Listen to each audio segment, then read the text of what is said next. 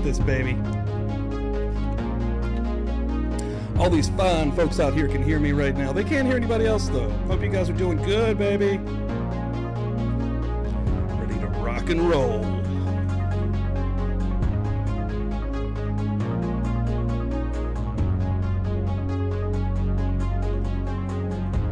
Everybody in this chat right now should be sharing this thing out. Share this on Facebook. Share this out on Twitter, on X. Let people know what you're doing tonight, that you're hanging out here at Publicly Buzzed Live.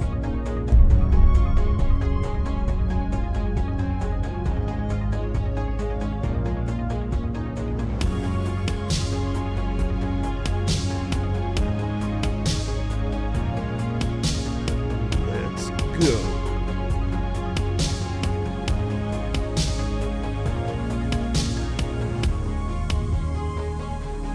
What was the lime for? Gacy replied the lime was for the sewage dampness. He then hesitated and said, "What did we find there?" Gacy then said he had 4 Johns, and he doesn't know all the personalities. You said here that there were 4 Johns. I don't recall. You know who was talking then? I don't know. Not the John Gacy I'm talking to right now. Gacy said that there was 4 Johns and he doesn't know all of the personalities. I don't recall any of it. When Officer Hackmeister entered the room, Gacy looked at Hackmeister and said to him, "David, I want to clear the air. I know the game is over. Lime was used to cover the smell of the bodies down there, and they've been there a very long time. There are more bodies off the property." Gacy then asked, "Who else do we have in the police station? There are others involved." He was then asked how they were involved, directly or indirectly. Gacy answered, directly. They participated in it. Wow, kind of a definitive statement about Gacy having help. I wonder who he's talking about. Who else do we have in the police station and that there are others involved? Yeah, it's just like when you ask the question, why do I cover for Rossi and Cram? I don't feel I was covering for them. I don't know what they did, if they did do it. I don't recall. I like I told you, I just know that I could not have done all of that. I think Gacy may have dug his own grave.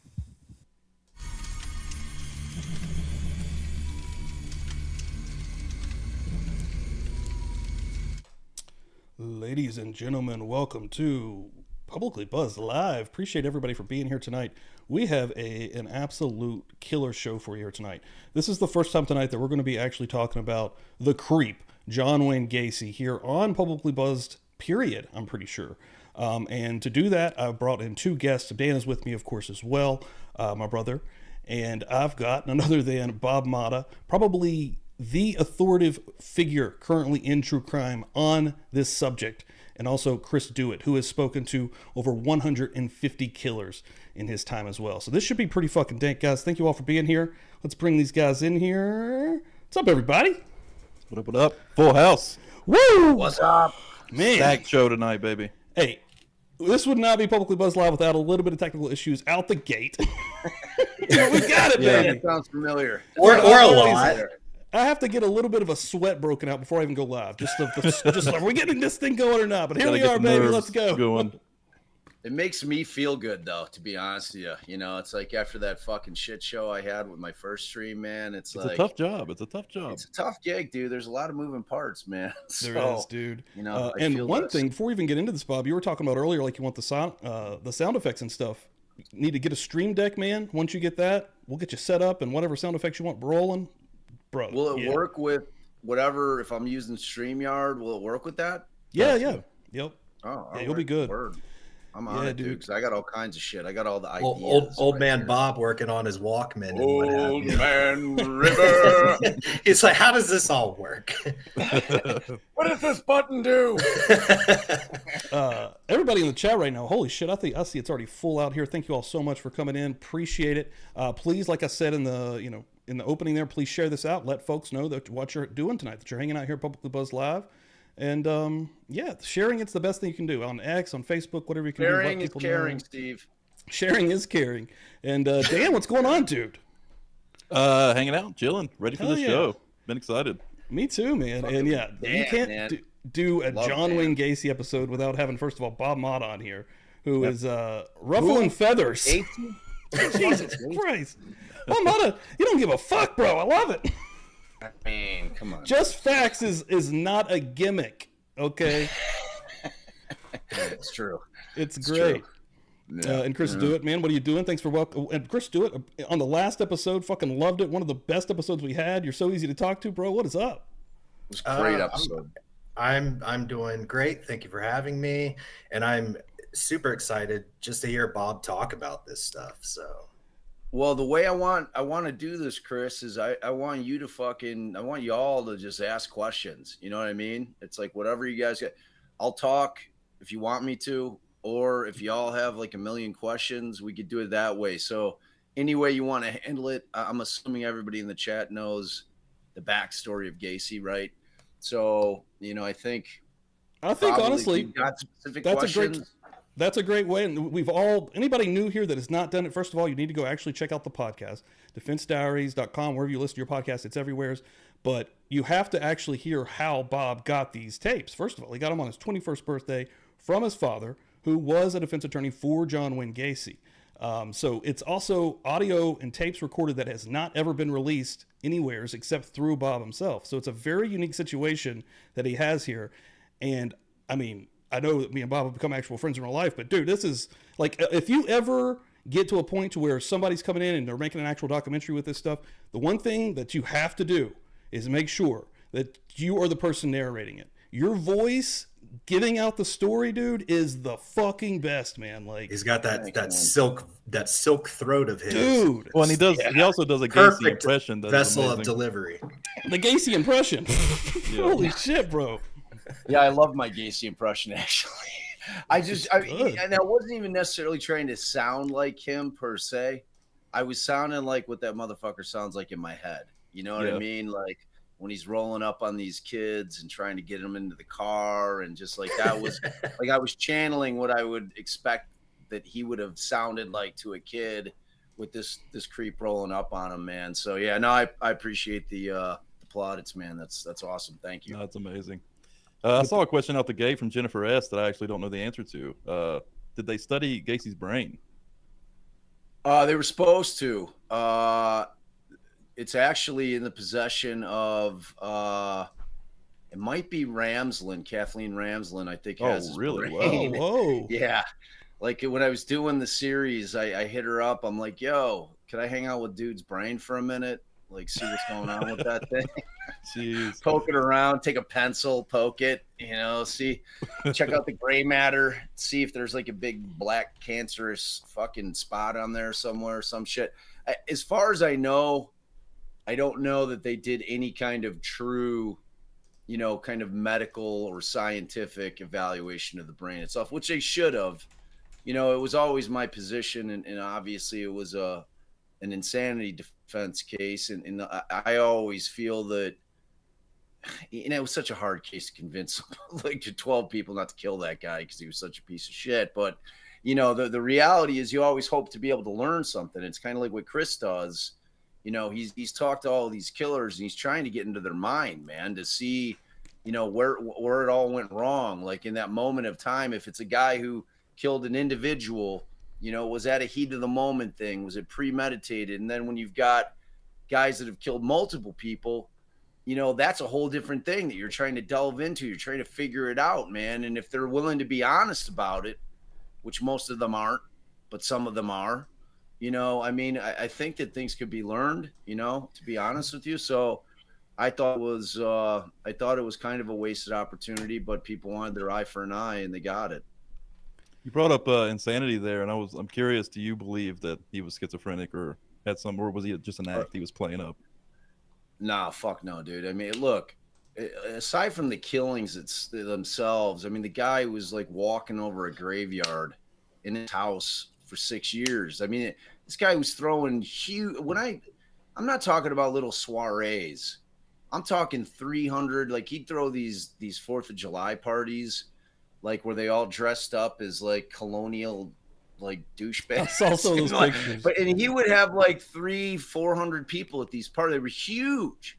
This guy I think the best way to describe it is my father's opening argument in terms of, and it was an argument. Typically, opening statements are where you're telling the jury what they can expect to hear throughout the trial. My father and Sam had a very different opinions about this case and how it should be tried, and Sam was doing the closing. So my father and Garippo, the judge, allowed him to do it. He really made an argument, and it was trying to convince the jury of what the insanity defense is, and it's brilliant. Like, my dad read it in, like, I've got it in episode 33. He reads his entire opening statement, which is fucking mind-blowing. He's like, he's old now. He's like, Bob, I just need you to know I didn't read one word of that.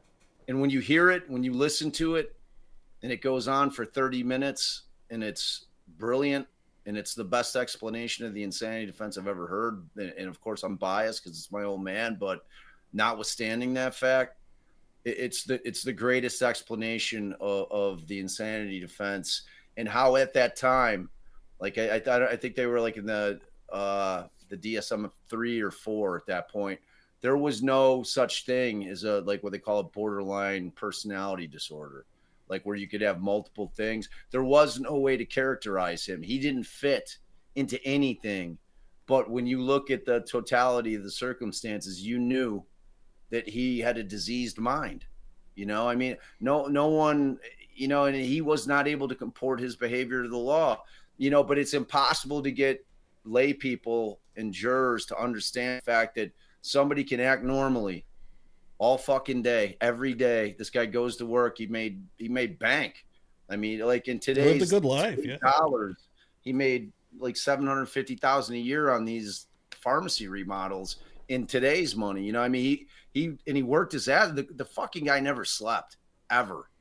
Cause his kill time was like 4 or 5 in the morning, you know, cause he'd always go out trolling late at night, and he'd pick the kids up. They, you know, drinking would ensue, smoking, you know, pill, whatever they were partying with. And then the kills would always happen real early in the morning. And then he'd sleep for he'd sleep for a couple hours, and then he'd go do it all over again, you know? And it was like the guy just, like, especially once Carol was out of the house in 76, like when they got divorced, man, like, he just went off the rails. Like you see, and I'll get to like that gap year when we get closer to the end, because I want to talk about what we're doing with the second season with Gacy, which I'm really excited about. But, you know, as far as, you know, I'm not buying that he wasn't killing during, because his first kill was Tim McCoy in 72, allegedly.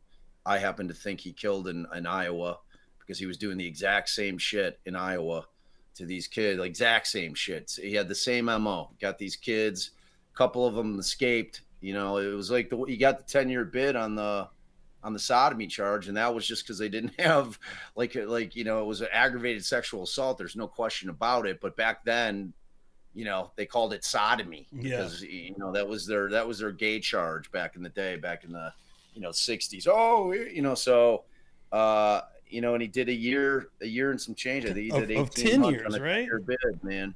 So yeah, if they went from 68 to 78 when he actually was arrested in the time frame of him doing this shit, that's sad as fuck to think about. I mean, well, yeah, they would have prevented a lot. Right. Yeah, he should have been in the whole time, you know. But he did what Gacy did. He's like, the only way to describe him is he was like Norm from Cheers. And if you're too young to know who Norm is from Cheers, it's like he was the guy that would walk in the bar. Everybody's like, Norm, you know, like that's how gay. Like he was this super.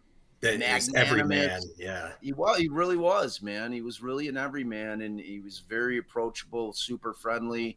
You know, like he wasn't like, people are always like, oh yeah, you know, you had like BTK and like Family Guys that were hiding in plain sight. I'm like, Gacy was different. Like Gacy was out actively, like doing shit. Like he, you know, the Democratic precinct captain, obviously the clowning shit, but you know, I mean, he was just so active in the community that it was super like, that was the thing that scared me most about the guy, is that he was just so ingrained in regular society in so many different ways, and you know, in the business sector, you know, socially, having elite friends. Oh man, I mean, the guy, lawyers, judges, politicians, you know, I mean, the guy was, he was scary, man. He really was. To me, I don't know, there was a more terrifying apex predator than that guy, man.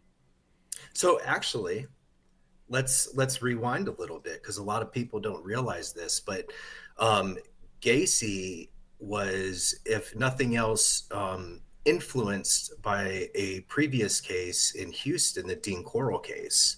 Yes. And if people aren't familiar with that, there is an amazing amount of similarities. And I've actually spoken to one of the co-defendants who actually murdered Dean Corl.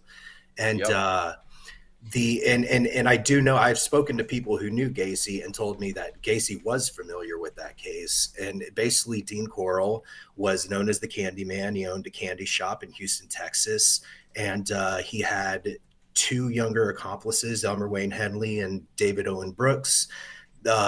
Brooks and Henley went around and got other male victims around their age for Dean Corl, took him back to Dean Corl's house to, you know, party. Same, what does that sound like? And brought him back there. Dean Corl had a torture board, would strap him up to the torture board, and horrific torture, all sexual sadism. He would put insert glass rods into their urethra and break them. Just horrible shit. And he disposed of the bodies in a boat shed, and they were all wrapped up, buried, lime. Who does that sound like, you know? I wouldn't say Gacy's a copycat, but there's some influence there for sure. 100%, dude. And you know, the funny thing, Chris, about that case is that until I started the Gacy series, I never fucking heard of Dean Corl ever. It's amazing how dude, it blew my mind, because, you know, I'm sitting here digging in, and to exactly your point, Gacy had Cram and Rossi, his two little henchmen, you know, who did the same shit. Like, I'm pretty open and obvious on my podcast that, you know, Cram hung himself in a forest preserve, which I think speaks volumes. I think so too. Probably about 15 years ago. And Rossi's still alive, and Darren and I, my producer, man, we were trying to get Rossi on. You know, he's like, yeah, I'll talk to you for 50 grand. I'm like, well, you're gonna talk to me for 50 grand to my shit? You know, I'm like, I'll pay you 50 grand. You come clean, motherfucker. You know, wow. Yeah, dude, I would love to hear that, man. Because, like, dude, the way you do the interviews on your pod is fucking amazing. Like, you're not taking any shit. I wanted to. Like, we did. Like, there were the three. There was obviously Rossi was my number one guy I wanted to try to get on the pod. And then Kim Byers, obviously, because of the receipt. And then Sullivan, the other. Like, I tried to get Sam, like, my dad's co-counsel on the case, who actually married me. And my first. And you even mentioned on the podcast, you figured that would be a given, that he'd come in. I thought it was like a no-brainer. You were digging up too much real shit. Yeah. And in retrospect, I was glad he didn't, because I torture him pretty hard, man, in terms of like an honest evaluation of what was going on in that case. And it was my estimation at the end of the day, you know, I mean, however it went down. And when I talked to Albrecht, the two older cops who were sitting in Sam's office the night that Gacy allegedly had confessed to everything, which was on the 20th going into the 21st, because he got arrested on the 21st of December, you know, and then the whole story has always been, you know, that Sam came out of his office and that Gacy was still sleeping on the couch in there, and that Gacy woke up. He's like, I gotta fucking go. You know, fucking runs out to his car, driving like a fucking lunatic, like he always did, speeds out of there. And, you know, Sam's like, this is what they say. Sam says, all right, look, no matter what, if he's getting away from you, shoot his tires out, which is breaking privilege. I mean, he's basically just told the cops, even in that statement alone, that he's your guy. You know what I'm saying? So, and Sam at that point allegedly had heard that Gacy, he couldn't even remember the number. Like, Gacy couldn't even remember the number of kids that he killed. So, you know, but like, I didn't go all the way and say what I really think happened, you know, but the way that shit played out on the 21st in terms of, because, you know, and you guys got to stop me, otherwise I'm going to fucking slip. I think I know what you're saying, and I think we can all put it together, even on the podcast. Yeah, well, I mean, like, I just want you guys to stop me because otherwise I'll start telling the whole story and it'll take Actually, hours and you guys aren't talking. So I want you guys to talk. So keep asking me. But yeah, Chris, dude, that link, and like I could only find. So I started diving into that because I had obviously I watched Clown and the Candyman like after, and I think we were like 8 episodes into Gacy when that dropped.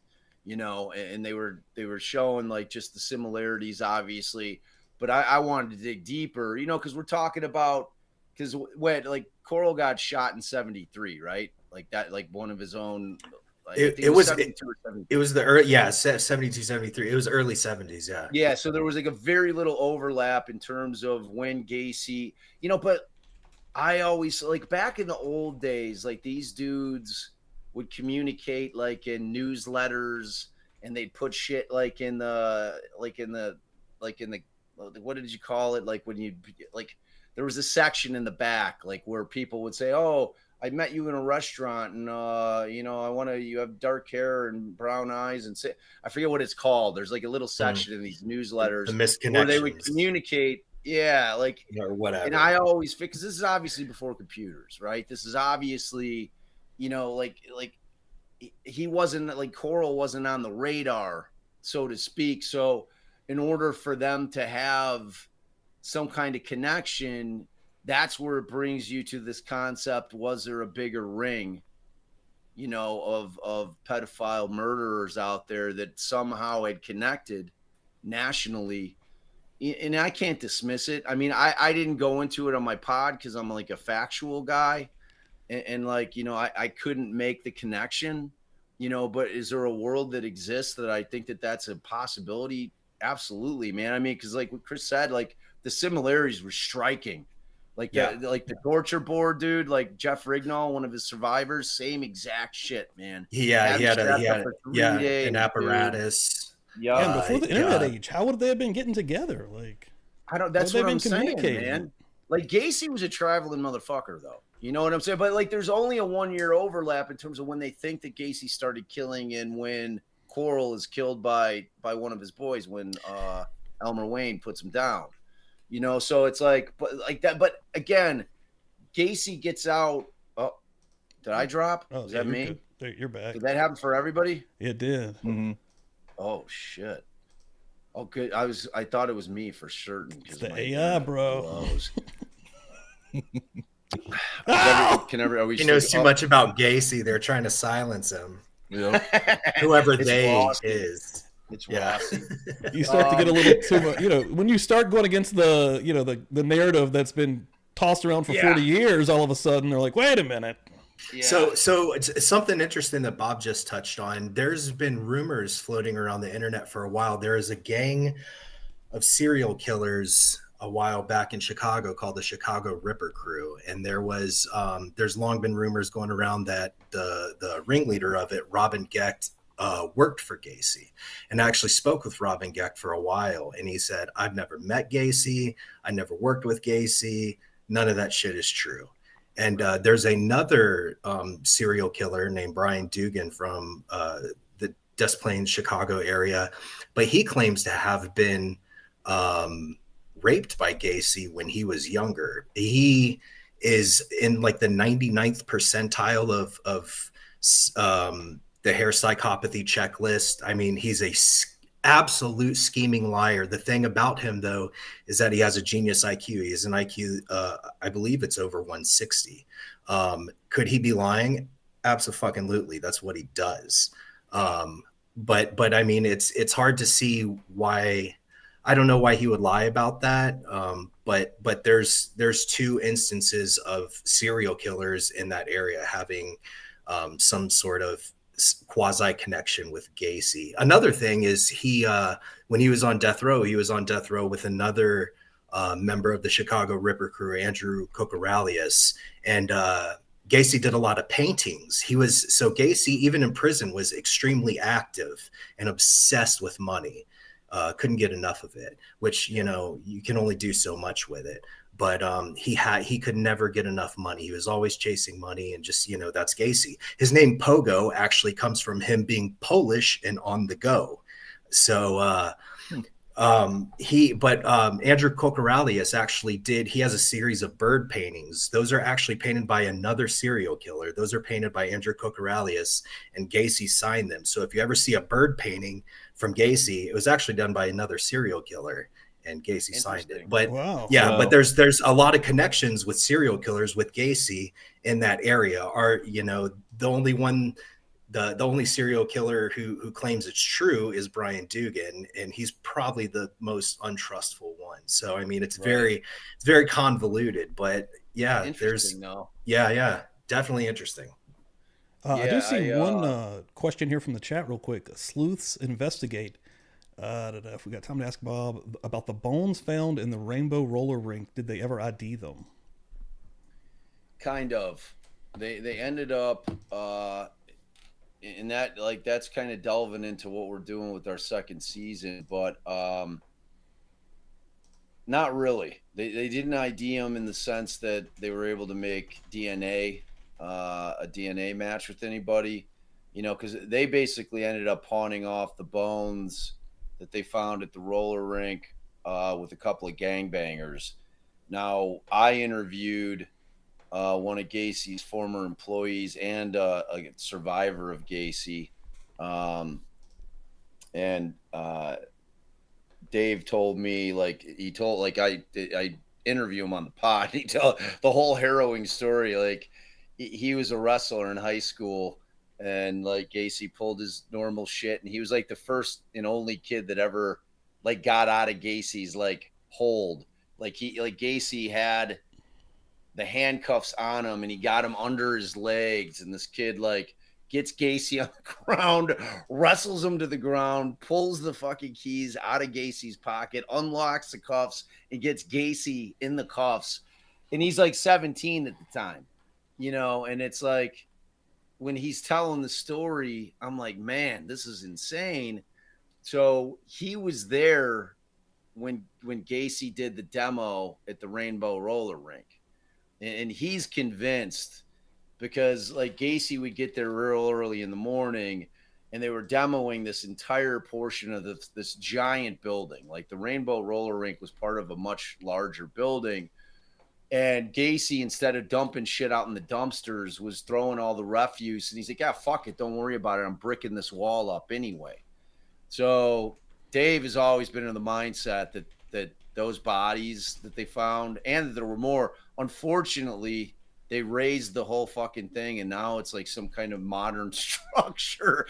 So, which is really disappointing to me, because that was one of the places that you know, we were going to kind of dig around and see if we could get the owners to let us do what we want to do.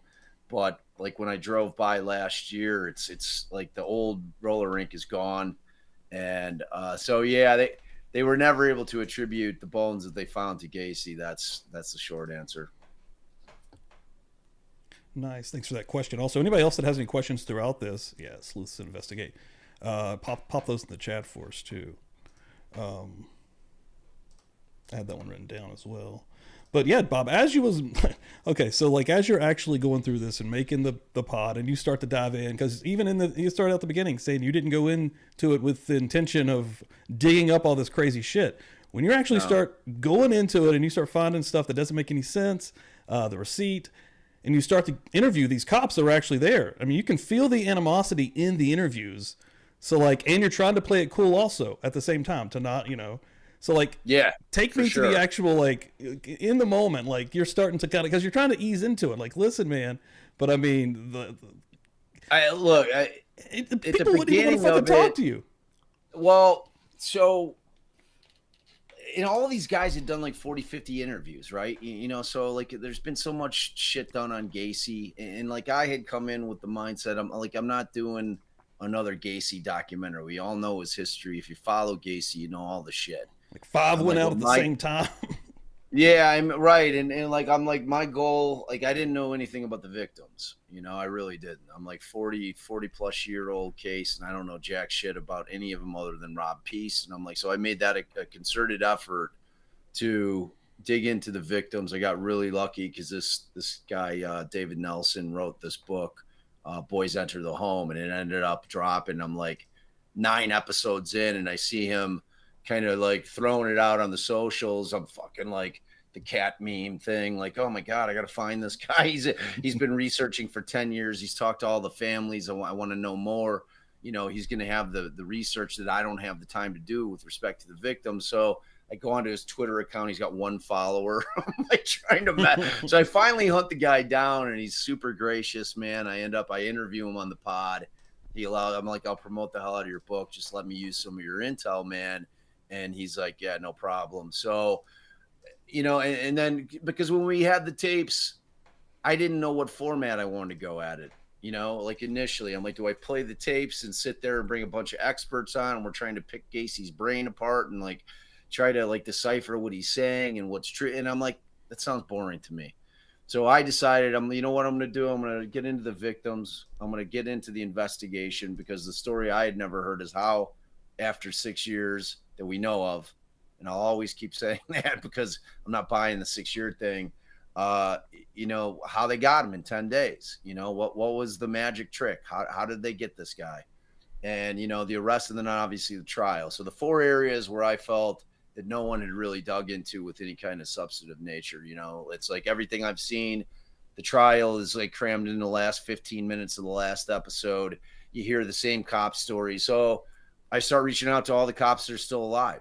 And, you know, the first guy that we interviewed, Rafael Tovar, you know, and it's like I say in the pod, great storyteller, you know, really nice guy, you know, but he was taking credit for everything. He's like, oh yeah, that was me. You know, that thing, yeah, I drove over to the prison. That's what he told me. It was 45. That's what me, you know, it's like everything that happened of significance in the case. It was Tovar. So Darren and I, we walk out and we look at each other like, man, that guy's fucking full of shit, bro. I'm like, he couldn't have been at 2 places at one time, because I knew the file backwards and forwards in terms of the police file. So the second guy, but I still told great stories. And I think it was him where he's transporting Gacy from Des Plaines over to the Cook County jail, or it was when he was going from the jail to Cermak Memorial Hospital, which is where they kept him, you know, for the duration of the pretrial period. And, you know, this is when Gacy allegedly, you know, so Tovar has the discussion with him. He's like, all right, man. He's like, so tall. He's like, John, you know, is that it? Like, is, you know, is 33 the number? Is it all? And, you know, like Gacy's like, you know, 45 sounds like a good number. So like that story is always kind of like percolated in my head, because that was the point when he was saying he's going to take him to his father's grave in the story, right? Too, yeah, exactly. No, that was supposed to happen before he was arrested.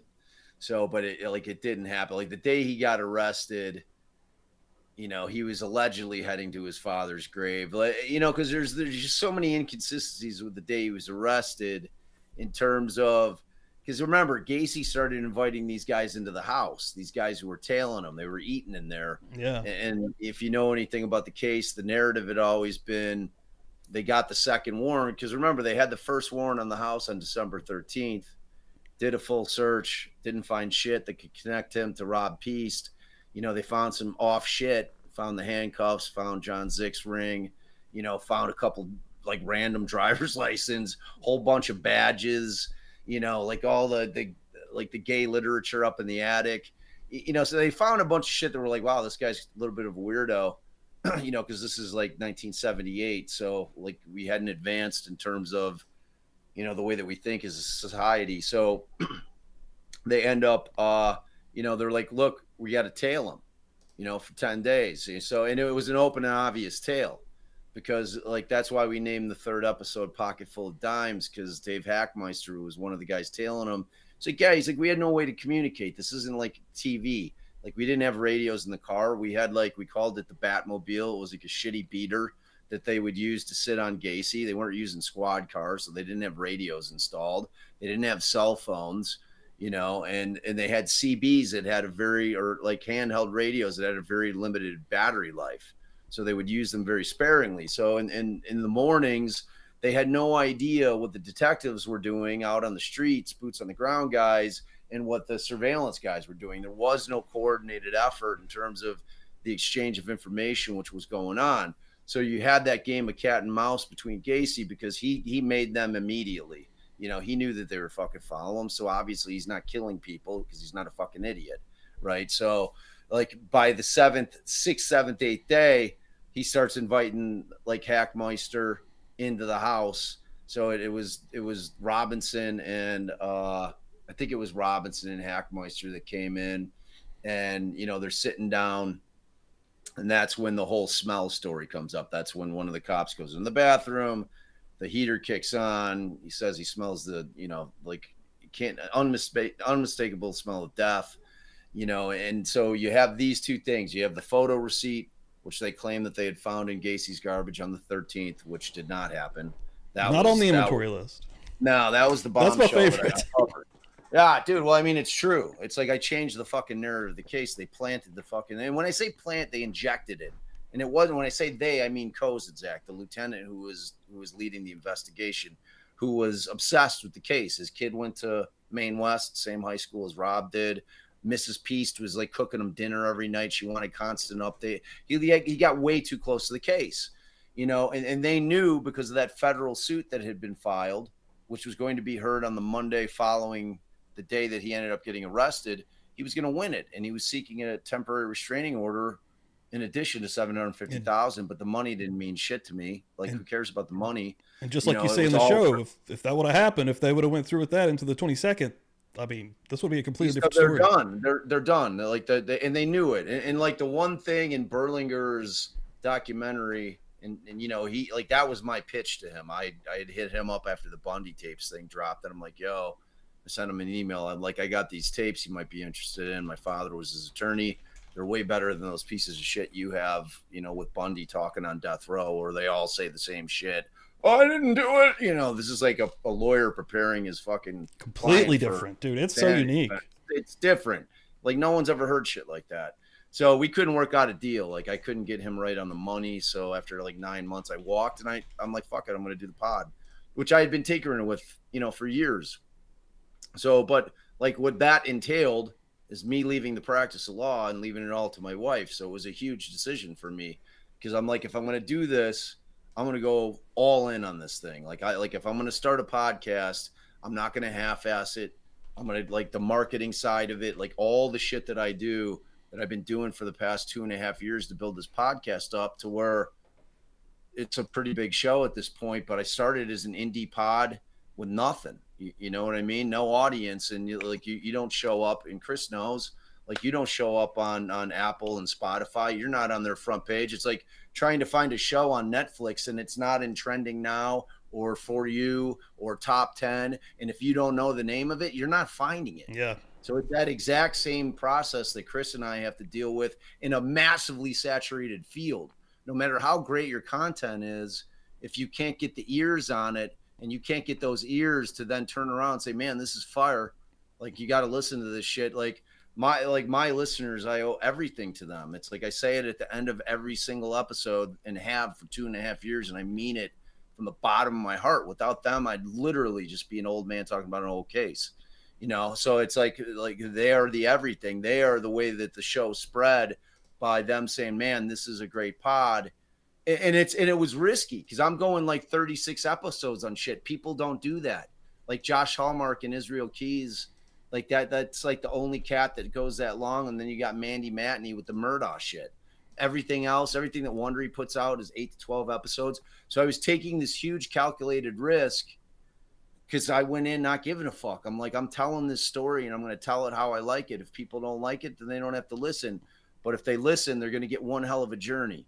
And they're going to get one hell of a story. And you know, and then when we start breaking shit, it was crazy, dude. You've done an amazing job. About the cop, dude, I was like, I asked Mike, I'm like, Mike, and actually it wasn't antagonistic at all. Like, I felt a real kinship with these guys, man. They were like very open and comfortable with me. And I think that had to do with the fact that my old man was on the case. Like, they knew I wasn't just some fucking Hollywood documentary douchebag, you know, coming in and like I you know, and I'm a pretty you nice have guy.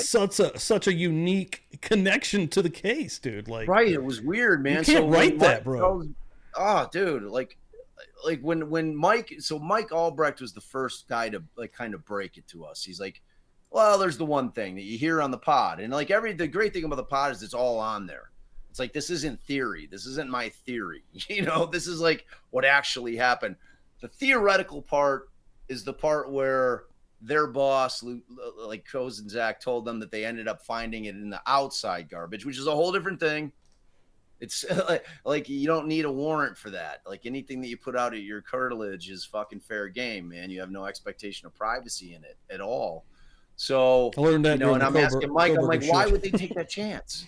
You know what I mean? Like, why would they potentially blow this case up, making some shit up about it being in the house when, yeah, it's not as great of evidence if it's out at the curb, but you're still going to be able to put Ron Robinson on and say, look, I saw Gacy bring the garbage out to the can. I followed the can or the garbage truck and I pulled the bag myself, and it went directly from my hands to Sergeant Lang, came and got it, and he brought it back to the station into Kozenczak's hands. They spread it out. You know what I mean? There would have been a chain of custody for it had they documented it. So it's like it made no sense to me why they would take the risk of injecting it into the 13th search.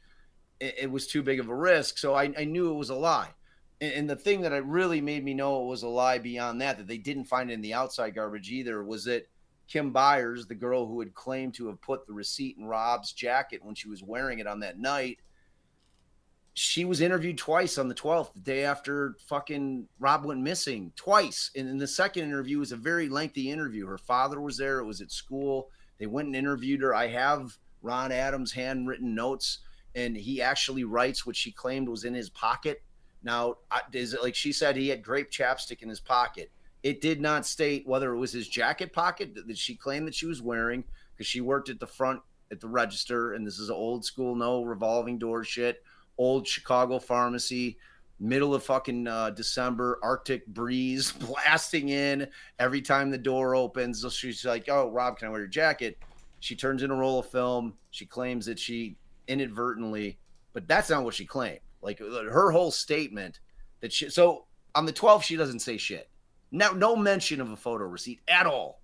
Like at all during this entire interview. I've read the report 50 times. I'm like they're asking her about everything that she saw and did that night, and she doesn't mention what turns out to be the most important thing on the 12th during 2 interviews. Then on the 19th, that's when it all happens. That is when the suit was filed in federal court.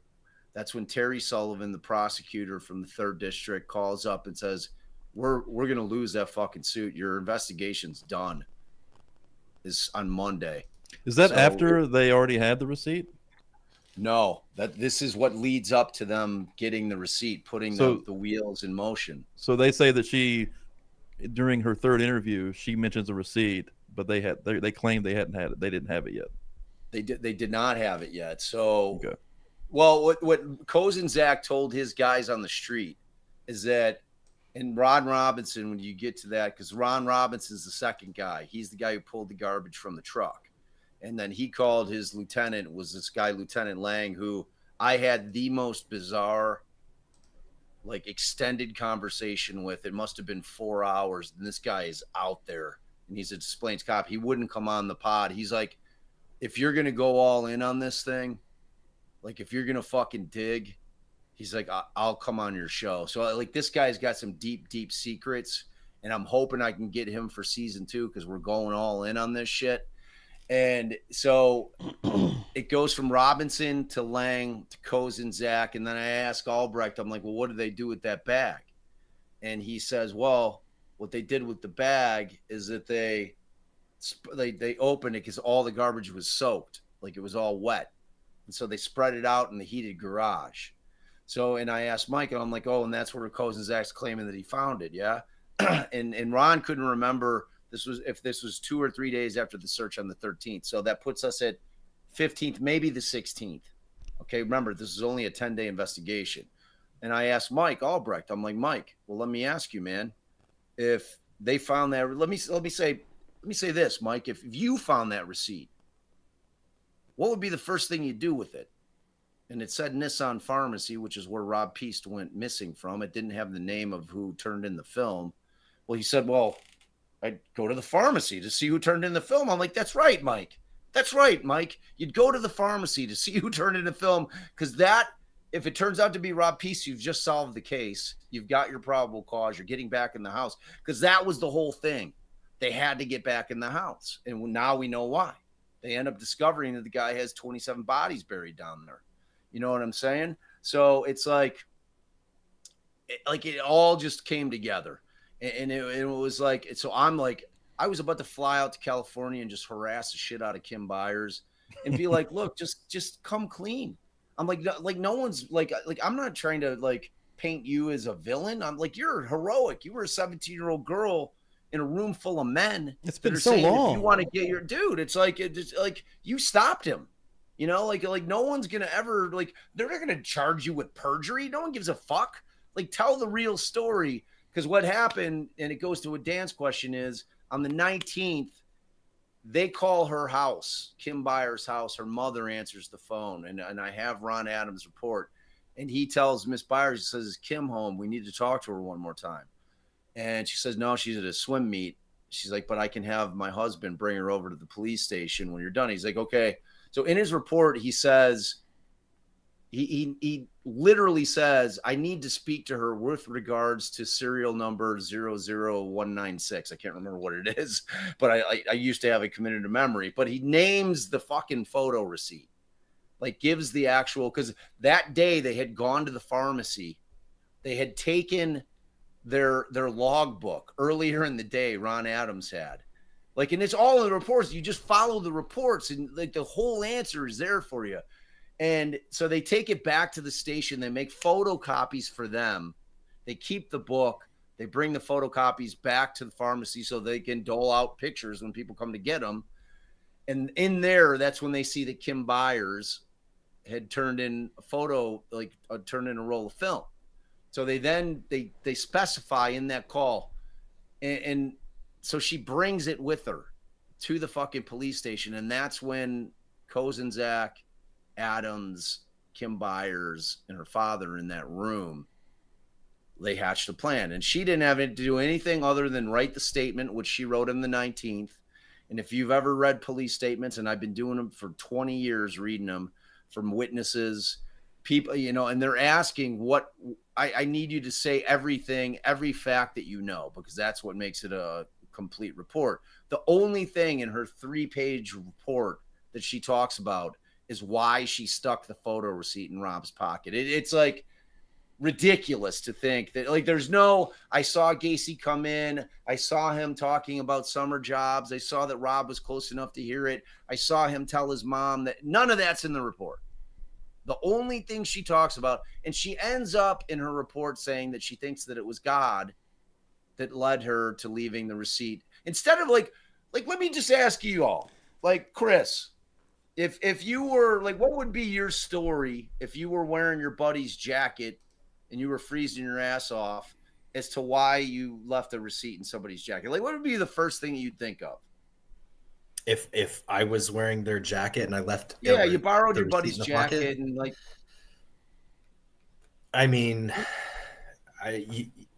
to me, it would be, I got a jacket on, there's a pocket right there. It's convenience. I don't know.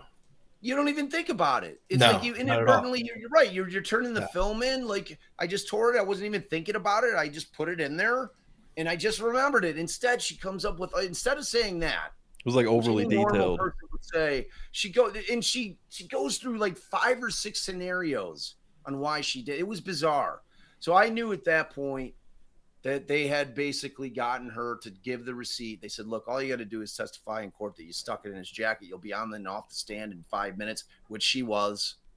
And that was it. And that photo receipt and the cops coming into the house with the smell, which I hunted down the evidence tech who was there on the 13th, who no one had ever talked to. My father didn't know he existed. He was a guy. It was a ghost. Like no one had ever interviewed him, and he was the only guy who wasn't a Des Plaines cop. I investigated the fuck out of this thing, and I found this guy in Colorado, and I got him on the phone, and I'm like, "Look, you were the only evidence tech there." I'm like, "Did you prepare?" And I had his property evidence log, because the digger, the guy who did all the digging, dug all the kids out of the crawl, was also Cook County evidence tech, and he was the one. He's like, "You got to talk to Carl Humbert." Like he's the guy, he was the only Cook County Sheriff guy that, and it so happened that the digger had all of their original documents.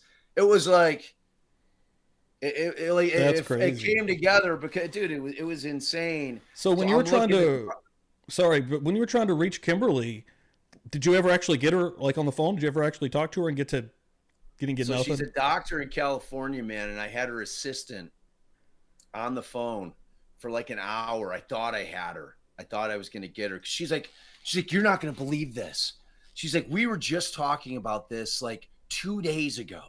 You know, because I had first written a letter to her daughter, because the only 2 statements Kim Byers had ever made was one for an article that she had written in Harper's Bazaar, her daughter had, about her mom's experience with this. And she had done one other interview years and years back. So then she had stone cold silent, hadn't said a thing. So I had emailed her daughter. I'm like, look, my name's Bob Motta. I'm doing this podcast about Gacy. And then I lay it out for her.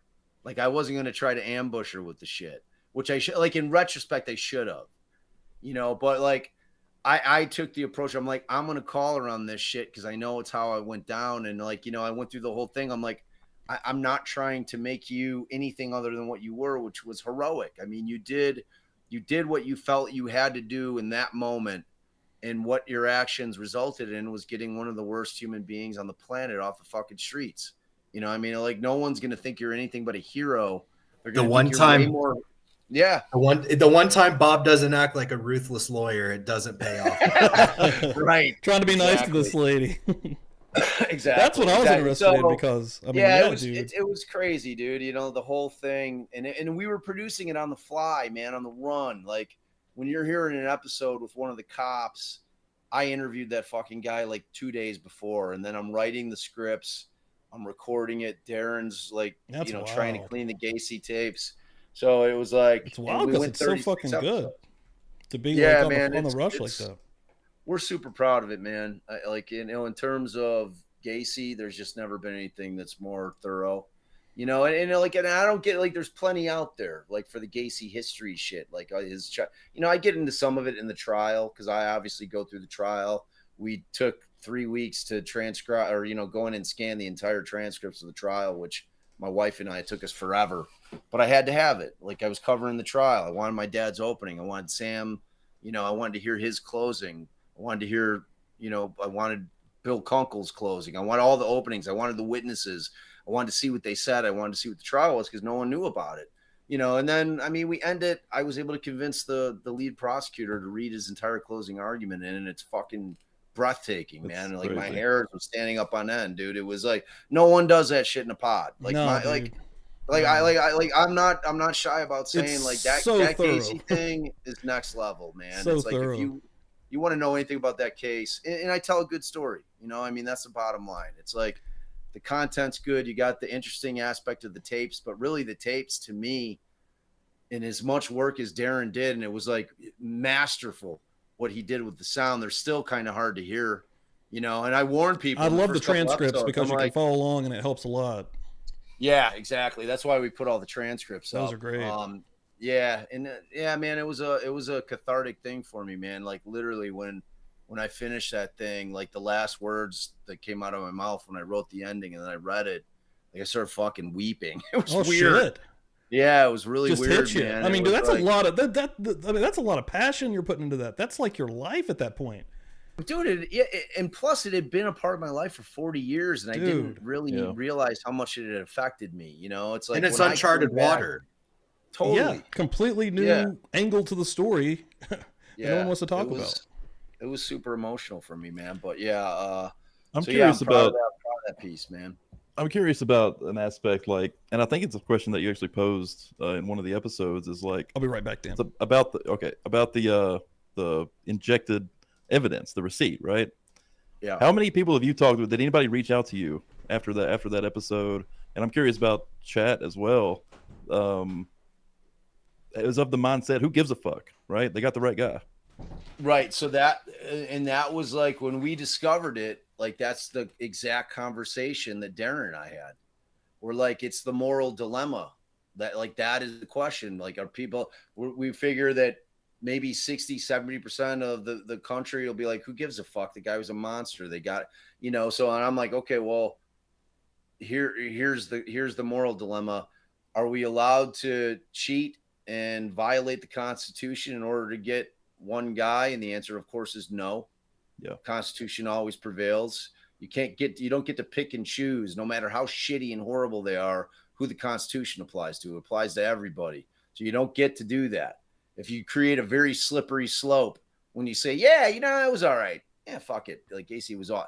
Nah, it's the wrong answer. Plus, what I also decided to do is to make it a cautionary tale, because that's where I really was, because that was how I could make it sink into people's minds on how dangerously close they were to have fucked up this entire case to where Gacy walked. Because had my father asked one question during the motion to suppress, which was, who was the evidence tech? Because any experienced lawyer knows that there is always an evidence tech.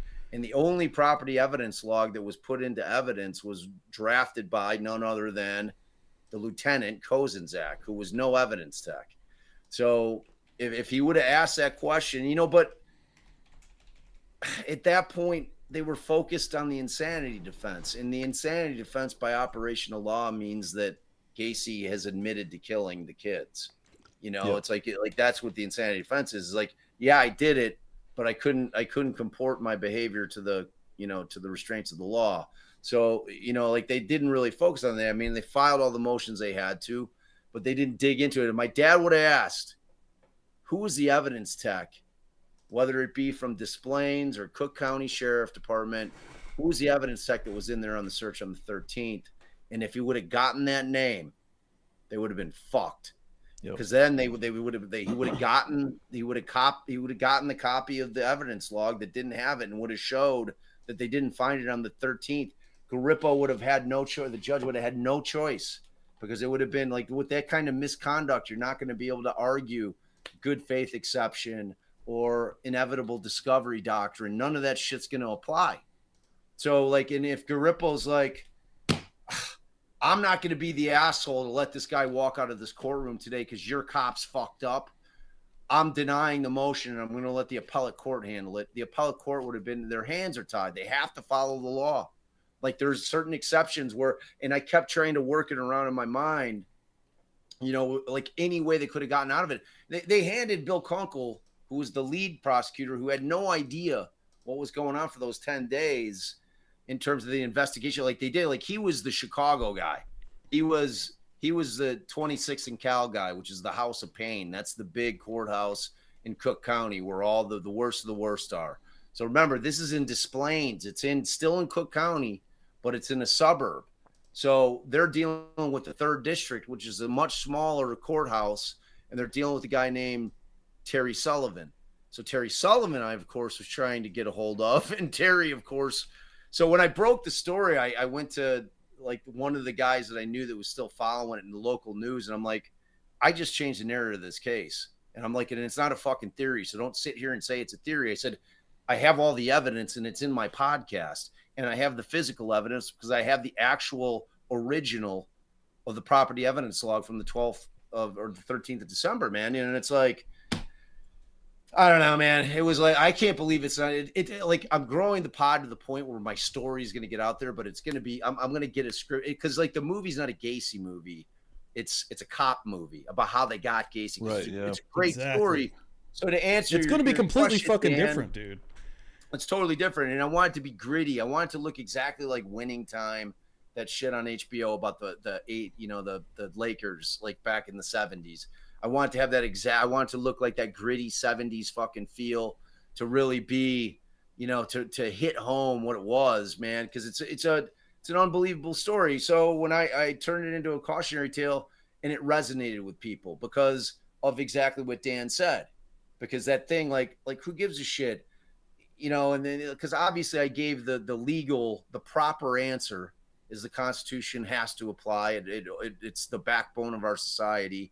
We can't pick and choose who it applies to. You keep reiterating during the podcast, you're like, listen, I know he's a piece of shit, but like, right. I love that. I love the fact that you're like, but listen, legally, and You start Plus, bringing out remember, some they didn't know he amendment was a serial definitions. killer. They had no idea he was a serial killer. They didn't even. Yeah, It wasn't even a had good it for term, one, serial maybe two guys, right? It is wild. Right. At most, you know, and Yep. they were really only trying to solve the Peace case. So, you know, they went in and did this because Kozinczak was solving that case, because it's that situation that law enforcement sometimes finds themselves in, where they unequivocally know who the culprit is, but they simply do not have the evidence to arrest him. It's like what's going on with Morphew, Suzanne Morphew and her husband. Like, they know that fucking guy did it, but they don't have the evidence to arrest him. They arrested him once and they had to kick the case because they knew they didn't have enough. It's like, it happens. And when you get in that situation as a cop, you're making a big choice. You're going to say, look, because they knew it was Gacy. Like, it was like Mrs. Peast walking in on her birthday to pick her son up, and Gacy walking out, 2 ships passing in the night. Rob saying, Mom, wait here for 5 minutes. I got to go talk to this contractor about a job for the summer. Vanishes into thin air. You don't have to be Columbo to figure out that this guy did something with your kid. You know what I mean? So they knew it. So, yeah, man. Dude, I love that. I love that angle of the pod because it's like, whoa. Hold on, man, and like that, like blew my socks off. Like I wasn't even looking for that.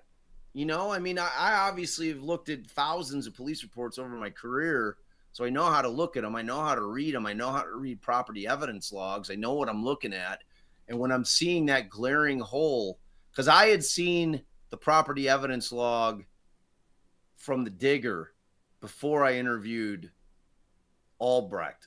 So I knew that there was an issue. I'm like, where the fuck is the receipt? I'm going down to Allison. I'm like, am I just missing this?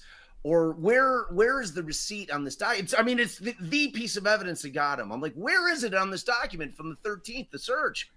How has that not been uncovered in 40 years?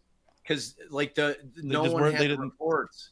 No one had those. Oh, they didn't have. No one dove in this deep.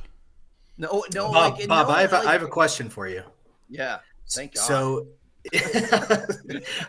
you're welcome, everybody. No need to thank me.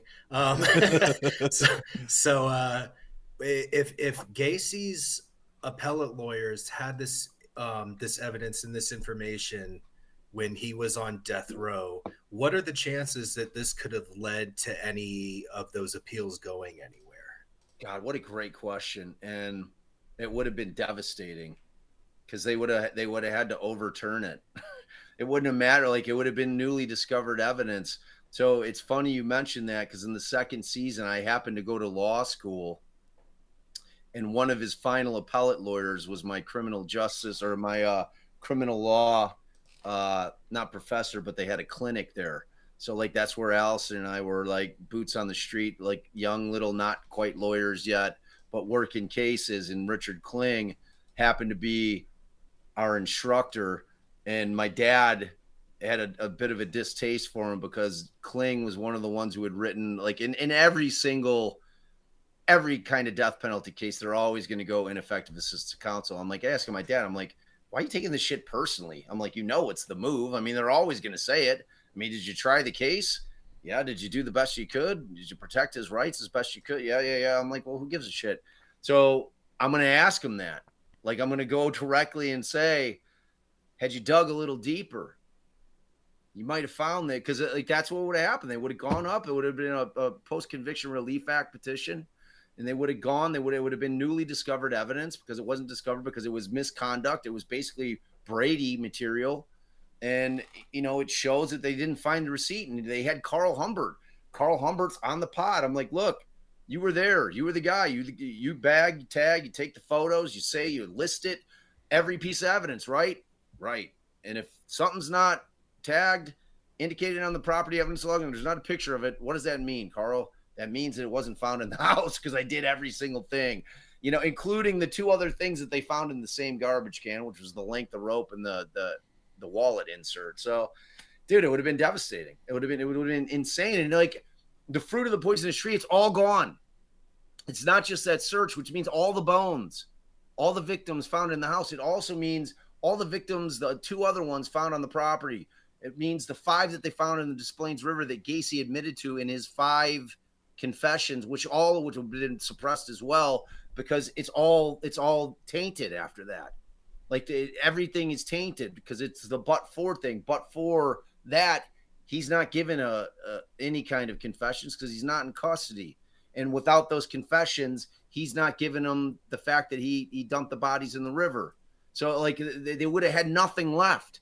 They handed Bill Kunkel like a ticking time bomb, in which I talk about in the thing. Like if it had been discovered, Bill Kunkel's going to these poor families and say, "My God, I'm so sorry. I had no idea," and he didn't.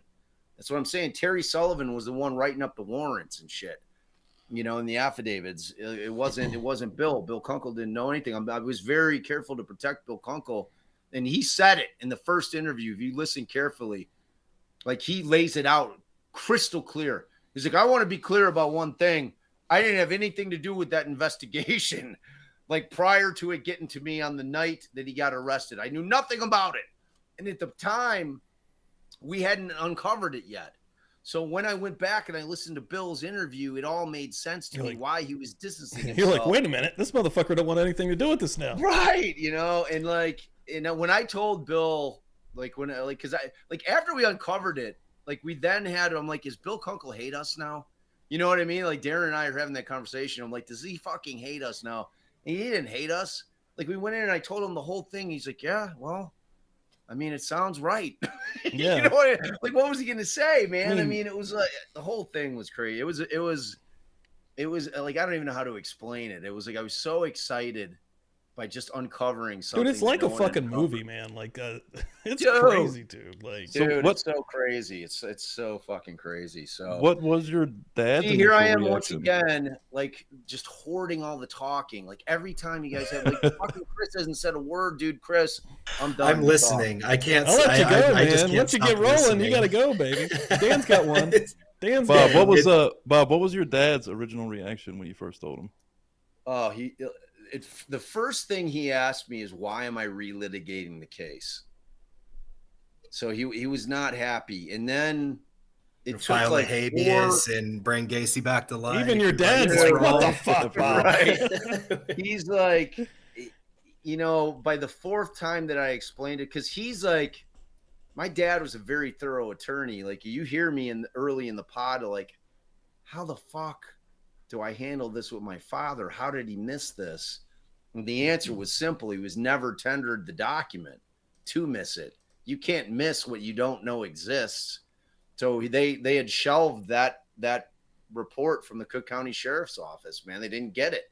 So when I showed it to him and I explained it to him for the fourth time, it's hard to explain his reaction, because it was like, you know, I'm saying like, I'm like, I hate to tell you, but I think Sam may have known about this, because Sam ended up getting put on the bench 3 years later. So I had this situation where he's coming out of his office and telling the cops allegedly that, you know, to shoot his tires out if he's getting away, which is basically saying my client's a murdering motherfucker, which is breaking privilege, no matter which way you slice it.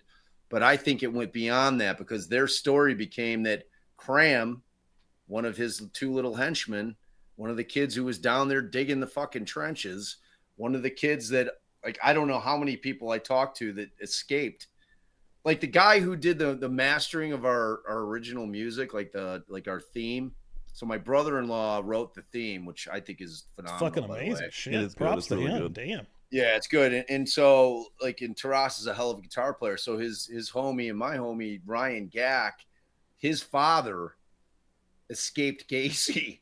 Like, dude, it was like all my worlds were colliding. It was so That's insane. fucking bizarre. And so, like, Dude. his story was that there was somebody driving the car for him. Like, he said he was a much younger guy. It was Kramer Rossi. What like, the fuck, they were dude? Like these guys were. It's exactly like Chris was saying. It's like it was exactly what was going on with Dean Corl. Like he had these two kids doing his bidding. Like in the police reports, there's like when John Zick dies. Okay, Rossi puts himself at the house. That he got to the house. And he fell asleep in a chair in the living room. In the meantime, Zick is dead on the floor, and Gacy just didn't even dump him into the crawl at that point. He's lying there until Rossi wakes up, and Gacy's like, "Oh, and I'm like, are you telling me that Rossi's claiming he didn't There's see no this fucking dead? way these guys didn't. There's no fucking way. And on top of that, something. they then go and get Zick's car, which is parked around Wrigley Field. And Rossi proceeds to drive it for 2 years. Dude. And Gacy forges the title. Like the whole thing. I think those dudes are 100% involved. Dude, but I'm not trying to get sued. And Rossi's like waiting. But like, I almost wanted to bring it on because then I get to depose him. You know what I mean? I'm like, sue me, motherfucker. Because the first thing what I'm doing is, and I'm a lawyer in this state, I'm deposing your ass. I get to get you under oath and grill the fuck out of you. Because you know what the defense to defamation is? The truth. That's what it is. So nothing would be out of bounds. I would get to grill the shit out of him. That would be fucking insane, dude. Oh, I know, man. Wow. It's like I wanted to do it. Like, and Darren and I talked about it. I'm like, should we just go all in? Like this guy, let him sue us, and like I get to like we'll handle it. We'll deal with it, man. I mean, he's not getting shit out of me. I'm like, and I get to depose his ass, man. It's crazy. So yeah. So that's your answer, bro. I got one question here for Chris, real quick, from Law Nerd Amber. After all the interviews you've done, do you think there's any strategy to actually survive them? I guess talking about killers, besides fight like hell or run. I don't fucking know. I'm not. That's the most honest answer you give. That's probably the best actual answer. I mean, yeah. What do you want me to tell you? I don't know. Just don't be an asshole to people, and you don't have to worry about pissing off a killer. I don't know. Carry a weapon. I don't. Always carry. A weapon. Keep that thing on you. I mean, I guess if someone really wants to kill you, they're gonna kill you. So I don't know. Real quick, true. I do want to throw out a couple of things. Holly Berry earlier, I'm going to give you a little bit of love for throwing out $10. Holly Berry, thank you very much. And then also, Dara, like Sarah, she gifted out 5 memberships. Holy shit, everybody. That was early on. Thank you very much, and welcome all new folks. Let's go. Hell yeah. I love it. Love it. Boom. You guys are going to love it here. And the question, let me see. Hold on. I don't know if I've asked you this, Bob. How do you feel about, right here, on this Gacy episode, this is an important one. Think about it. How do you feel about oatmeal raisin cookies from Subway? That's definitely, we're going to ban Jay right now from the chat, and he can ask any more questions. Listen. They're fucking delicious. Are they my favorite cookie? Of course not. But they're delicious. They're my favorite. They're only one man's favorite. They're huge and they are delicious. But I love an oatmeal raisin cookie. I mean, there we go. If that's not your shit, Bob's on the right side. You only ask somebody stop. who loves the oatmeal raisin cookie. I love oatmeal raisin cookies. And those, do they have the right amount of cinnamon? Yeah. Super moist and delicious. They're big as so basically, how about he's rapping right now, baby? I'm feeling that shit. I'm about to drive over and get one if it's still open right as soon as this thing's done. Now you got me hankering. I knew this was coming because I watched Chris when he was with y'all on the first one. Yeah. Had to lighten it up a little bit here. All right, so before we jet, I do want to talk about what I'm doing we are doing, and I talk about it in the pod that we're doing a second season on Gacy. We have some of the tapes that we didn't play, but it's not about the tapes. This is the boots in the ground. So during the course, one of the other amazing things that happened during the course of performing that, or whatever, putting that podcast together, was I had an old Chicago cop named Bill Dorsch, who is 78 now, reach out to me, who was like, after he heard the Receipt episodes, his like fucking brain was exploding. So he's like, and he lives in Bulgaria now. He lives in Europe, and he's got an incredible backstory. He's an incredible guy. And he reaches out to me and he's like, my God, I've been looking for you for 20 years. He's like, and I found the guy that I've been looking for. He's like, you're the guy I want to tell the story with me. So Bill had been for 20 years, and in his backstory is he had dinner at Gacy's house because his wife had worked as an insurance adjuster at a little insurance company where Gacy would go in and try to get little claim work. You know, my toilet flooded, I need some drywalling or whatever it is. So, you know, she'd give him little claims all the time. Like Chris said, Gacy was 100% driven by money, always. Like, you listen to those tapes, he's still fucking talking about money. The guy that, like, killing kids and money, those were his two things, and that was it. And so, you know, Bill went over, brought his kid over, his wife. They had dinner at Gacy's. He tells the story. It's a great story, you know. But Bill was a homicide detective at that point. He was a beat cop, you know. So he's like 2-3 years into the force. He's driving, and he happens to live about 50 yards away from where Gacy's mother ended up living, and the building that Gacy was a maintenance man for 4 years. Had full access to the building. It's a very famous address at this point. It's Miami and Elston. It's this building. So back in '94, Bill had. I skipped ahead. So Bill ends up coming home off a shift, and he sees Gacy at 3 a.m. with a shovel. And, you know, he doesn't think anything of it. This is like 73, 74, 75. And he says, "Hey, John, you know, what's going on, man?" And he's like, you know, not enough hours in the day, Bill. Doesn't think anything of it. And then when Gacy gets arrested in 78, Bill goes to the 5th district and says, hey, goes to the commanding officer, says, not for nothing, you know, but I just want to let you know that back in like 74 or 75, I was coming home off my shift and I saw Gacy over at this building in Miami and Elston, where he happens to be the maintenance man with a shovel at 3 a.m. Gacy's a fucking digger. He buries his fucking victim. So he's like, I'm giving you the information. I'm assuming that y'all do your job, and that's it. And Bill leaves it alone. So they don't do their job. So unlike what you see with Lisk, like, you know, when they arrest Hewerman, you know, they're looking all over the country to try to make connections. They're trying to see wherever the fuck this guy. But what happened with Gacy is once they dug all the bodies out of the house and they fished Rob Peast, who was the last victim they found, out of the Des Plaines River, they were done. They didn't investigate at all into whether or not in the city of Chicago with all these missing kids, half of them were from Chicago. Chicago police shit the bed. I fucking flamethrow those people because they did nothing. And beyond, and I'm not talking about during the time frame. I put on their heads 29 of the victims because they should have had them on after Butkovich. They had everything they needed. And if you listen to that episode, I play a little trick on my listeners about what should have happened with the evidence that they had to get into Gacy's house after Butkovich, and they did not a fucking thing. And this poor kid's old man called Chicago police once a week for 2 fucking years saying, have you looked at his boss? Have you looked at Gacy yet? Have you looked at Gacy? Nothing. So not only did they not do anything during the time that Gacy was killing, they did no investigation after.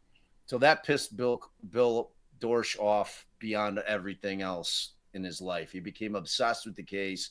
He started then going to interview everybody that lived in Miami and Elston at the time that Gacy was the maintenance man. He's got all these interviews. Bill forced a dig in '94 at Miami and Elston. He went over to London when they first developed ground penetrating radar, went to the guy who invented it, said, I need you back here. We're going to sneak onto this property because I know there's fucking bodies buried here. So they sneak on. Chicago police are like, we're not doing shit. County sheriff's like, we're not doing shit. So he goes to, like, he starts putting a ton of pressure on, like, Chicago police and Cook County Sheriff through the media. And they do this dig. We call it the sham dig. So they you know, the media is all kept at bay. They have it all corned off. And they put up a little tent. And they bring Ron LaBarca and Dittmer in, the guy who invented the technology. They say, okay, you tell us where we should dig and where we shouldn't dig.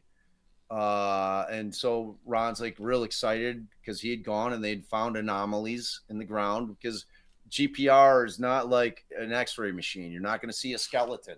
Right. You're going to see anomalies. It looks like sound waves, you know, where there's disturbances in the soil, which shouldn't be. I watched The Curse of Oak Island. Yeah, you know what's up. So they bring Dittmer and LaBarca into the tent. They say, here, here. They're like, all right, you got to go. And they're like, what? What do you mean? Don't you want us to read you the scan so you know where to? They're like, nah, you're good. So they're in there 15 minutes. They come out with like a fucking bolt like a plate. And they're like, yeah, that's it. 15 minutes over. And that was it. Oh, So damn. Yeah. Man. So Bill and I, we're getting the real dig done. So we've got 3 locations, not including the roller rink. We've got a Wisconsin location.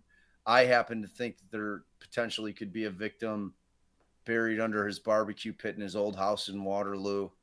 And we've got there's a building in the city of Chicago where Gacy, and I've got the reports, and Bill has interviews of so they were rehabbing it to turn it into an ice cream shop, and Gacy got the job. And it was back when basements were all dirt basements, and allegedly, it's not even allegedly, what the interview that Bill has when he talked to the tenants that were renting it and that were getting the build out done, they said that when they came in, when the build out did, like, to inspect it, that they walked in and they were like slammed in the face with like the smell of death. And Gacy said it was like a squirrel or some shit. And the next day, the whole thing was he had laid concrete. So dude, he had laid concrete over the basement floor. So dude, if you guys find more, holy fucking shit, dude. So that's what we're doing. We're like, I'm not That's fucking insane. around. Yeah. So it's gonna be exciting. And Bill is like wants to murder me because I'm doing all this other shit. He's like, what the fuck are you doing? Let's get this going. So we've got 4 episodes in the can. So I'm promoting that now. It's gonna be something, man. And I think I think we're gonna find additional victims. Since meeting you, bro, I've learned that you usually do what you're gonna say. So I mean, you know what? I'm gonna sure the hell try to see what's up. You know what I mean? It's like it's gonna be.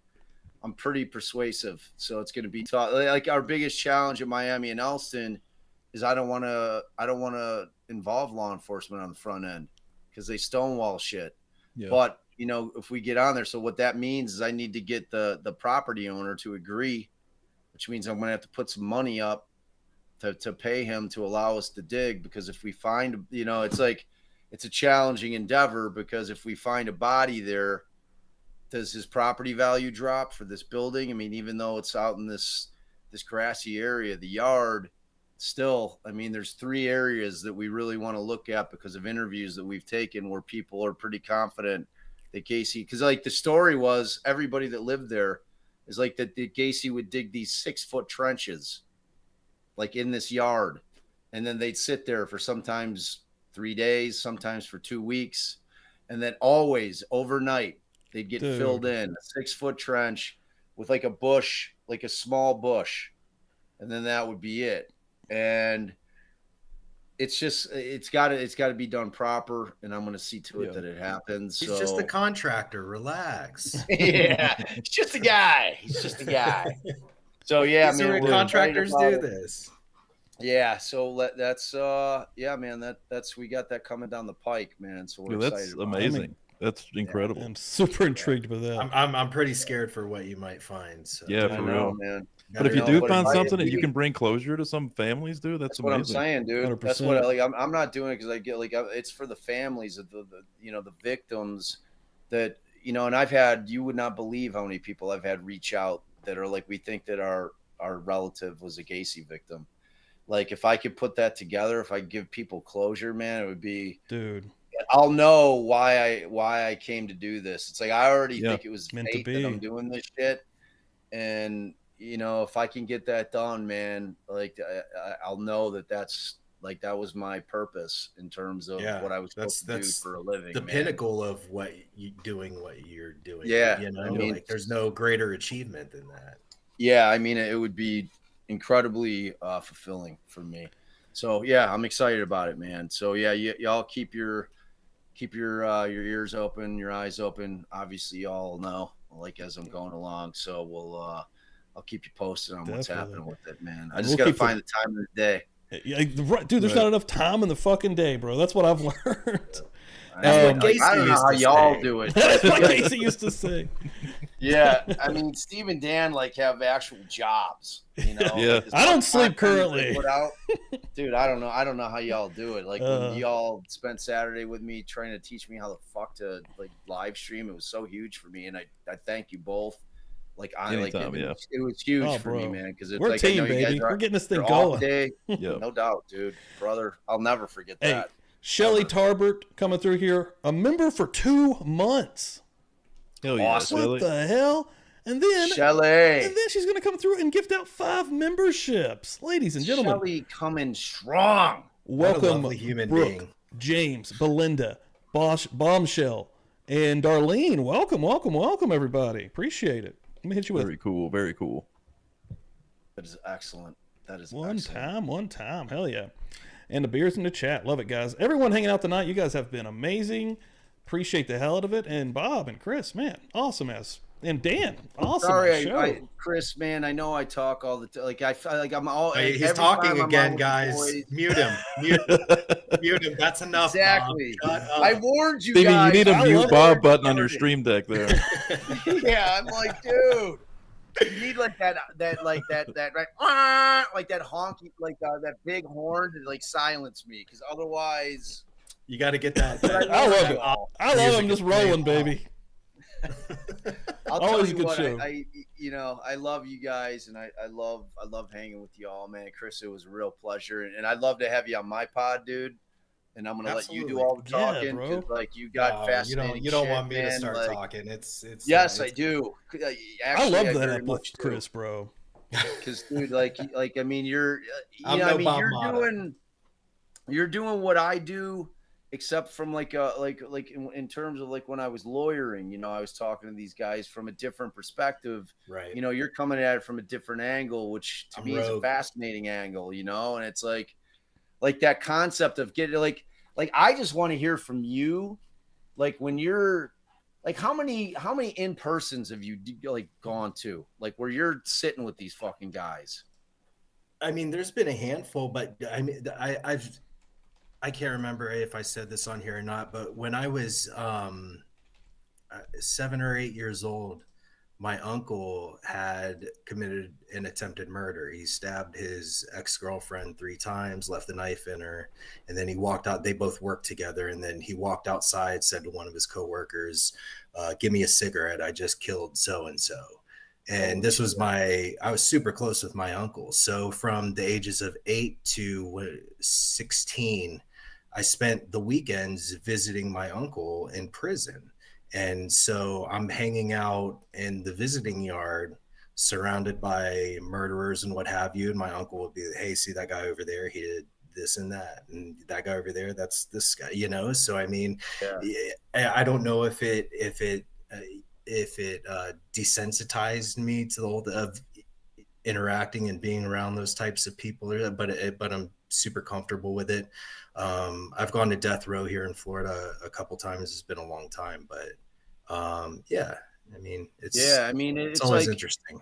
It is, man, because it's like it's hard to explain to people that have never, like, and I'm saying you're not like an inmate, but when you walk into those places, man, it's like no place smells like a prison. They all have the exact same smell. Like, and I don't know how to describe it. It is horrible. It's like a mix of body odor and who knows what. It's just weird. Some kind of weird, like mapley syrup. Like I don't know how to describe it. Yeah, he's not kidding. And they all smell. No, it is. It's weird, and they all have it. Like all of them have the same smell, and I would expect that in a prison in Canada, but yeah, and just like when you're interviewing these guys, like if I'm sitting with like Garcia, who at the time was, like alleged to have killed 4 people. He was convicted of it, but it's like I'm sitting there and, you have your own thoughts running through your mind. And I'm the same way, Chris. Like I've got a comfort level in there where I'm not like, I'm sitting with the killer. Yeah. Like that ain't me. You know what I mean? Yeah. It's like I'm in there to do a job, and like in my mind's racing and there's shit that I want to ask. And it's like you've got the advantage coming in as an interviewer as opposed to an attorney, where you're able to ask shit that I would never ask because I can't. And they're not going to have they're going to have an angle with you the whole time, Always. And I'm not going to ask certain questions. Right. You know what I mean? Like if I'm trying to put a defense on, I'm not asking my guys, did you do it or didn't you do it? I'm saying, what are they saying you did? That's it. Because if I craft the defense based on the evidence and they've told me something different, I can't put them on the stand if they're going to testify on their own behalf. And like, if you're an innocent man, You know, and I always say it, like that would be the hardest choice in the world if you're like an actually innocent man and or woman and you're on trial for your life. Are you going to be able to not testify if your attorney is advising you against it? You know, and it's like every human being's natural instinct is to say, fuck no, I didn't do it. I'm screaming from the rooftops. I know, you got the dude. wrong fucking That's what guy. I always think. Yeah, I know, and and it just doesn't shake out like that, man. Sometimes, that's what's cool about this is that Bob and I get into different nooks and crannies of these various. I love it, dude. You know, I think we should definitely have you both back on here again. I like the dynamic. I'm not doing this ever again. Chris, you son of a bitch. And next time Chris is doing all the talking, I'll come up with a million questions for Chris, man. Trust me. That would be a good, reversal. I like that actually. I like to hear Bob. Bob's got the voice. He does. And we will both Bob's be a here, except fucking- it's going to be flipping the script. It's going to be. Listen, You got a pretty good voice there too, man. You got that smoky, no. that smoky shit too, dude. I have an 8th grade education. Bob's a fucking lawyer. Nobody wants to hear me yapping on about, Not true, man. I talked to the Night You killed it, Stalker. dude. I'm glad you're down to come back on here, man. Like, I love it, bro. You're easy to talk to. Yeah, dude. no. Well, feel the exact opposite anytime. of what you just said. Listen. Anytime Bob is here, and I can just sit and listen, I'm in. We're gonna pull you in, this son of a bitch. You know it. I won't say a word. Real quick, Gail coming through here with the $10. Thank you. $10 Gail. I'll be holla! taking that. That'll pay my fee for this evening. And then Chris is the only person we booked that has a booking fee. Just so you know. Sorry, guys. Sleuths Investigate, $19.99. What the fuck are you doing? $19.99. I don't have the join button on here because I'm on an iPhone. But thank you for doing the stream. Also, my husband says jag off because he's from Chicago. I say jack off. It's a debate in our house. Okay. I'm sorry, Sleuths Investigates. Your husband's correct. I've never heard that argument. It is absolutely jag off. It is not jack off. Jag off. Yeah, it's jag off. Interesting. Okay. 100%. I didn't know that. Wait, do people actually say jack off? Jack off. Yeah, Like, like, the guy's a fucking jack off. Yeah. No, you're a fucking jag off. Jag What? off. Are you I've never telling heard me jag that off. I've never heard Right. jag off. Chicago? Are you serious? I don't think, Yeah. unless, I I know just thought I was that. hearing My mind jack is- off. That Yeah, just maybe blew I my always mind thought I more was than the hearing Facebook jack shit. off, but it was jag off. I don't know. Having Bob here is like having a Chicago Google translator. It's like say jag off. Jag off.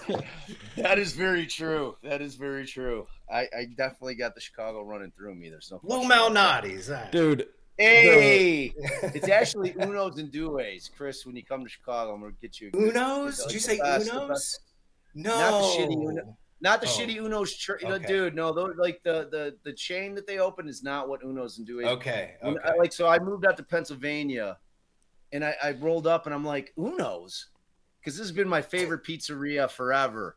And I walk in there, and it's with Allison, my wife, and I. We were dating Horribly back then, and I disappointed. order a pizza. I'm so fucking excited. I'm like, oh my god, I can't believe they have an Unos out here, and they bring out this monstrosity of shit. And I'm like, then I literally go up to the manager. I'm like, what is These this? fucking jagoffs. These fucking jagoffs. I'm like, this doesn't taste anything like, because the Uno's here, you have to order it an hour ahead of time when you're there. You See, can just that's- fuck that's- off and do something. You got buttery, dude. The crust is this buttery magic. You're speaking my deliciousness. language. Oh my god, dude! It's like the sauce isn't sauce. It's like this stewed tomato mix that they have on top. That is like, I could eat bowls of this shit. It's a whole in. different beast, dude. So trust me, man. I would not bring you on some bullshit. Trust me. One thing I absolutely have to try one day is some legit Chicago deep dish pizza. Oh, it's so you good. two Never fools had are that. definitely coming It in is Chicago. the Yeah, yeah. best. Yeah, there's no question about that. I'm dragging your ass in here. Stevie was in So, Chicago, what, just a couple of years ago or something? I did. I drove to Chicago in 2019 for a wrestling show. Well, you're overdue. Both Yeah. of you. And I didn't get to do a lot. Dan, I was- are you down in West Virginia as well? Yeah. Me and Steve are like 10 minutes away from each other. Oh, you are? Yeah. Fucking country motherfuckers. Man. Yeah. Yeah, I gotta get you all up here, man. It's we'll have a good time, guaranteed. These country boys in the city, baby. Oh, God. Love it, man. I love it. Bob Motta is going to hand you some shovels and take you to. Hey, Spot. let's get to work, boys. Welcome to Chicago. Shit, we got the Jagoff, Gacy start boys. digging. Yeah. Hey, let's get to work. We got the Gotta get Gacy cracking. boys. Hey, everybody in here tonight, thank y'all so much. As you head out the door, please hit that like. Make sure you're listening to Defense Diaries. Make sure you're following these guys on Twitter. All the links have been in chat.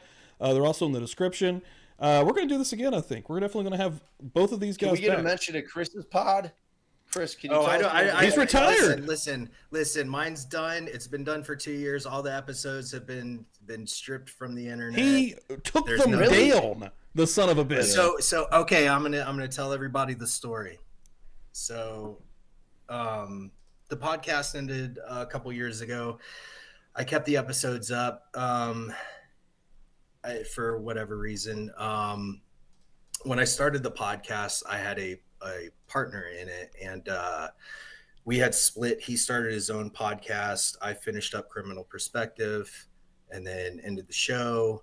A few weeks ago, I have somebody trying to find me, harassing my family members, calling my wife at like 3 a.m. And it is a family member of a gang, a LA gangbanger who's on death row for killing 4 people.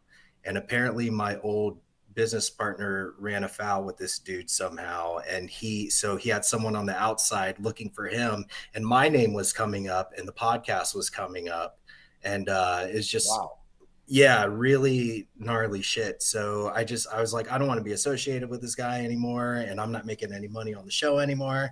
So I just pulled it down and I'm done with it. So when death row, that's the reason. That shit, dude. Yeah, there you go. Don't blame him, dude. Yeah. Sorry. That's a pretty legit reason to pull your shit down. Yeah, for real. I'll tell you that. Yeah, That was me and Rossi. I thought Darren's like, I'm not a gun guy. Darren is, but we thought this guy'd be rolling up on us. But see, Bob and I play dangerous games. We live on the edge, It's true, man. I mean, like Rossi was a connected dude. So, well, you'll hear more about it in the second season. All right, I love y'all, dude. You guys are amazing. Thank you all so much. Ladies and gentlemen, you are going to put a lot of this into tomorrow's stream, Feral Friday. We're having Brandon Hall on. He has a podcast called Music City 911. I'm excited. I only know about this guy because Bob was walking around fucking CrimeCon. He ran into this dude. I was like, I want that motherfucker on the podcast. Reached out, and we're doing it. He's my homie, dude. I've done multiple collabs with Brandon. He's my boy. Like, I was sitting right next to him. Like, we had our tables together at CrimeCon. He's my he's my homie. He's fucking great. He's got great stories, man. Hell yeah. He's another gravelly voice, dude. He's got that. His pod's great. I recommend it all the time. And I did. I started promoting it, and I did have to just say. I mean, it goes without saying because even with the name, it's 911 calls. But trigger warning: the first call I dove into was just like, fuck. It's legit shit. It is, and it's cool because he's a dispatcher still actively. Yeah. I mean, still so the guy job. knows his shit. Yeah, it's a great pod, man, and he's a great dude. So you guys will have a blast. Everyone should check that out. You'll love Brandon. 10:30 p.m. Eastern Time. Ladies and gentlemen, I love you guys. We'll see you tomorrow. Thanks, guys. Thank you guys so much.